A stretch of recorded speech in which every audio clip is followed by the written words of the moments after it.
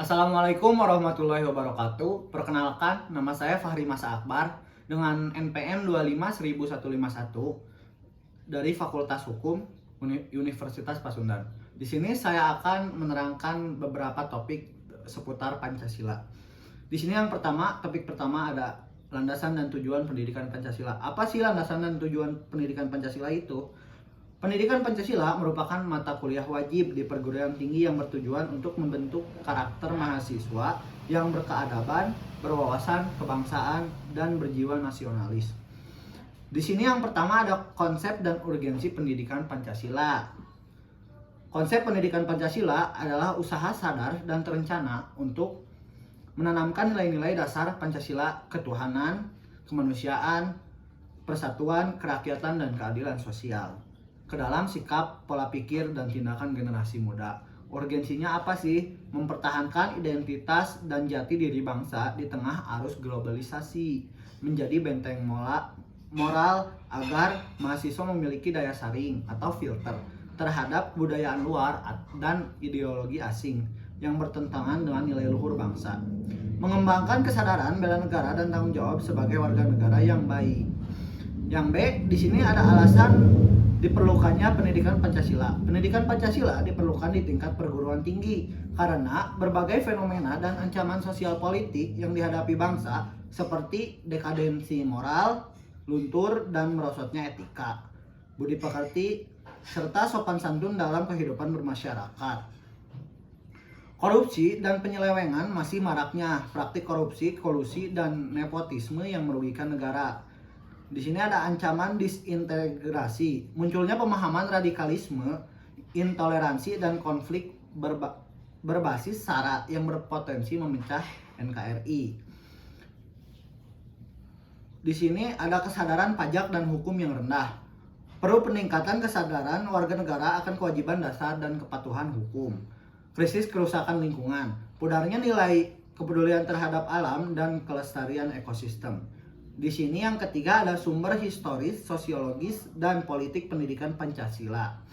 Sumber historis atau sejarah, nilai-nilai Pancasila tidak tercipta secara mendadak, melainkan digali dari akar budaya, adat istiadat, dan nilai keagamaan yang telah dihidupi bangsa Indonesia selama berabad-abad. Mempelajari sejarah perumusan Pancasila, BPUPK dan PPKI membantu mahasiswa memahami perjuangan para pendiri bangsa atau founding father.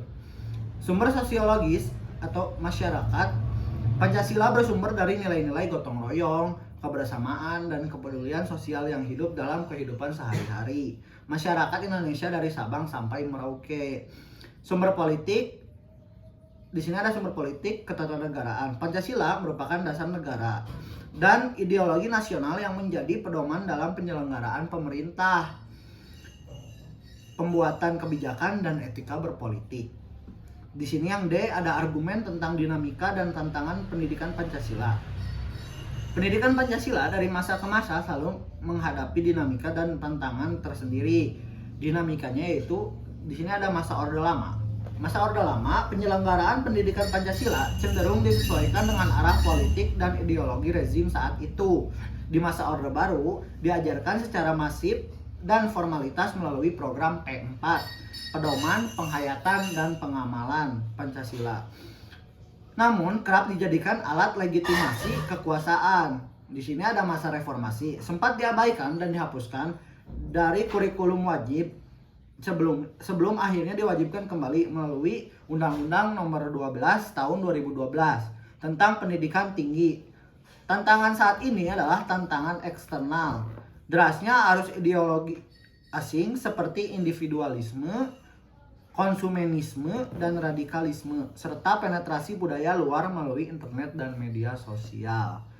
Tantangan internalnya, penyampaian materi yang kadang dianggap monoton atau kaku, kurangnya keteladanan dari sebagai elit politik, serta maraknya berita bohong atau hoax yang memicu polarisasi. Di sini yang E ada esensi dan urgensi pendidikan Pancasila untuk masa depan. Esensinya itu menjadikan Pancasila sebagai penuntun moral dan sistem etika dalam kehidupan bermasyarakat, berbangsa, dan bernegara. Memastikan berkelanjutan cita-cita proklamasi 1945 agar tidak tergerus zaman. Di sini ada urgensi masa depan, menyiapkan pemimpin masa depan, membentuk calon pemimpin nasional, profesional, dan ilmuwan yang bernalar kritis, namun tetap berpegang teguh pada nilai etika Pancasila. Menghadapi era digital dan AI, mengimbangi kecanggihan teknologi dengan kearifan moral agar kemajuan teknologi dimanfaatkan demi kemanusiaan dan keadilan sosial, bukan destruksi sosial. Di sini yang terakhir ada menjaga keberagaman menjadi alat pemersatu bangsa dalam menyongsong bonus demografi dan Indonesia Emas 2045. Mungkin di topik ini saya sudahkan sampai situ. Mungkin kita lanjut ke topik kedua. Topik kedua yang berjudul Pancasila dalam Arus Sejarah Bangsa Indonesia.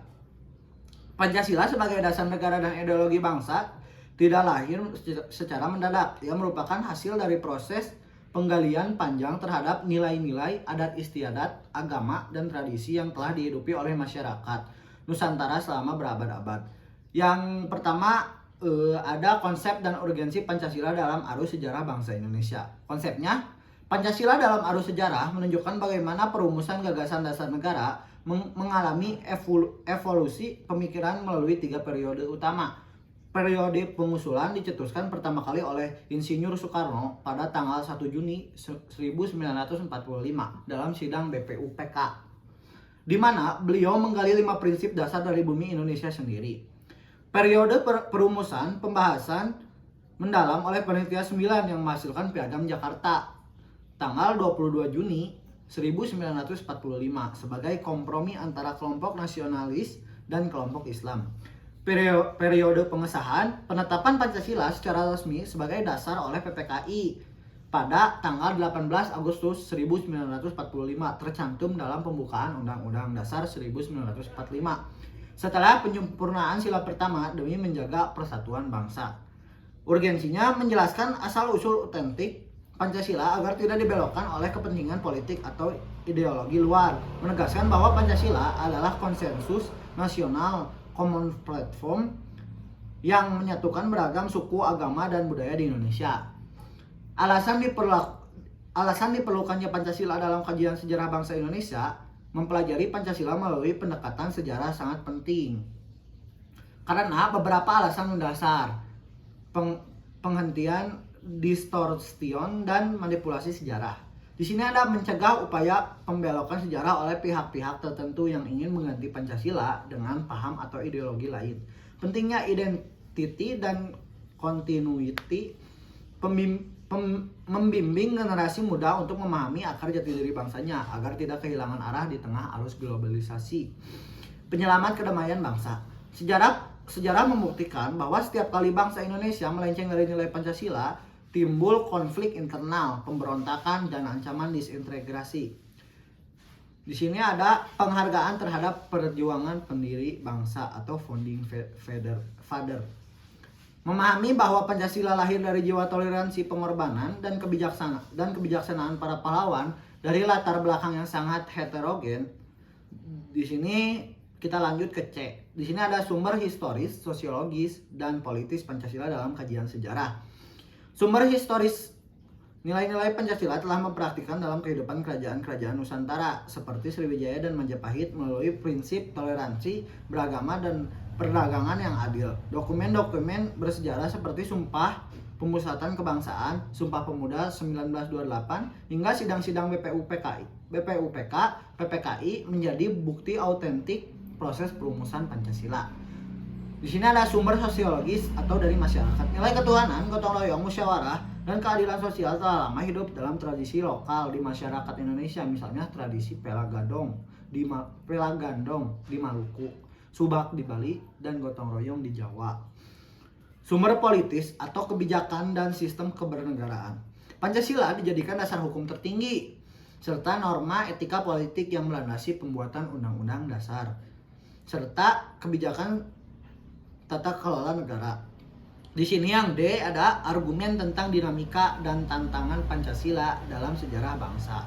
Perjalanan Pancasila dalam sejarah bangsa diwarnai dengan pasang surut dan tantangan di setiap zamannya.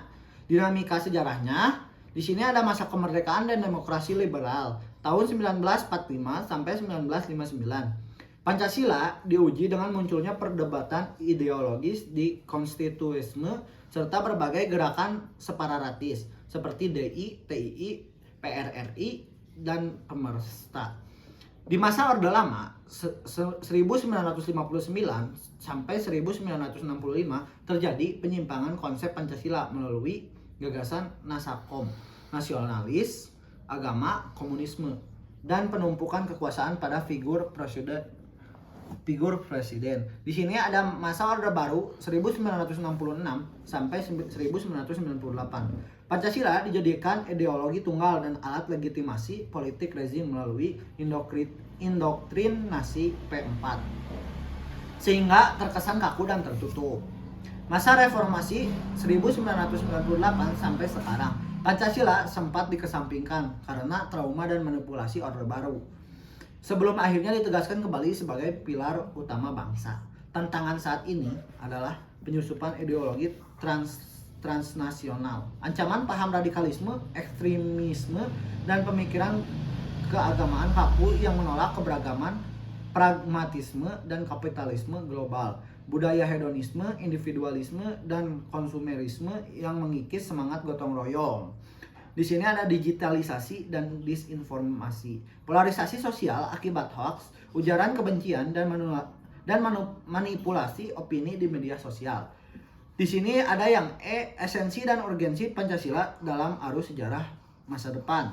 Esensinya adalah Pancasila adalah filosofis Grundlage atau dasar filsafat negara, dan Weltanschauung adalah pandangan hidup bangsa yang bersifat dinamis dan terbuka.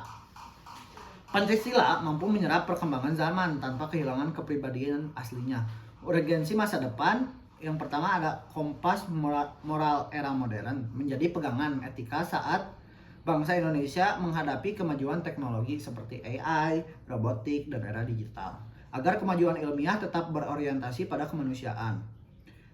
Modal sosial Indonesia Emas 2045, menjaga keutuhan bangsa agar persatuan nasional tetap kokoh saat Indonesia mengoptimalkan bonus demografi dan menuju negara maju.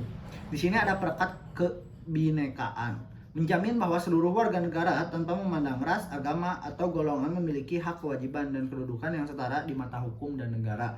Sekian, mohon maaf bila ada kesalahan. Mohon maaf juga bila ada kekurangan. Wabillahi taufik wal hidayah. Wassalamualaikum warahmatullahi wabarakatuh.